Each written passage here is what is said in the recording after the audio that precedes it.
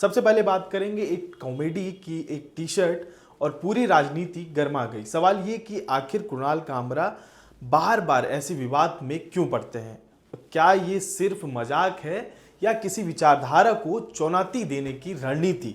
आज हम समझेंगे इस बात को। चलिए शुरू करते हैं। कुणाल कामरा ने एक्स पर एक फोटो पोस्ट की जिसमें वो एक ऐसी टी शर्ट पहने थे जिसके डिजाइन को लोग आरएसएस की पारंपरिक वर्दी यानी खाकी शॉर्ट्स से जोड़कर देख रहे थे। टी शर्ट पर आरएसएस लेक पर कुत्ते की तस्वीर जो पेशाब करते हुए थी और बीजेपी शिवसेना को यही लगा कि यह प्रतीकात्मक तरीके से आरएसएस का अपमान है। जैसे ही तस्वीर वायरल हुई, बीजेपी नेताओं ने इसे भड़काऊ और आपत्तिजनक बताते हुए पुलिस कार्रवाई की चेतावनी दे दी। इससे पहले भी इन पर कई आरोप हैं जो आरएसएस और बीजेपी की विचारधारा को टारगेट करते हैं और एक कॉमेडी वे में पब्लिक को प्रेजेंट करते हैं। अब सवाल यह है कि कुणाल कामरा ऐसे करते क्यों हैं? कामरा की कॉमेडी 2016 के बाद से लगातार पॉलिटिकल मजाक पर बेस्ड रही है। उनका मानना है कि स्टैंड अप सिर्फ मनोरंजन नहीं बल्कि सत्ता से सवाल पूछने का मंच है।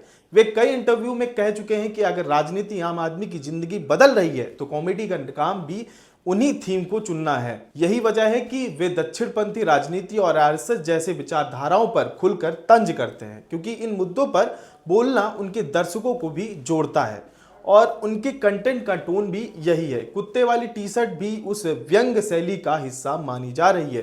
कामरा ने खुद सीधे नहीं कहा कि यह आरएसएस पर हमला है, लेकिन डिजाइन का संकेत इतना स्पष्ट था कि राजनीति बवाल होना तय था। जबकि उनके विरोधियों को लगता है कि यह जानबूझकर किया गया अपमान है ताकि चर्चा बने और राजनीतिक असहमति जताई जा सके। बीजेपी को यह इसलिए गलत लगता है क्योंकि आरएसएस सिर्फ एक संगठन नहीं बल्कि उनकी वैचारिक नींव है।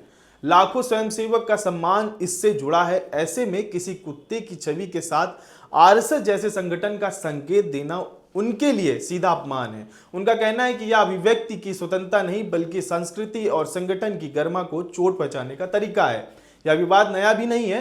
कामरा पहले भी कई बार सत्ता पक्ष के निशाने पर रहे हैं और मार्च में उन्हें एक शो में एकनाथ शिंदे पर तंज किया था।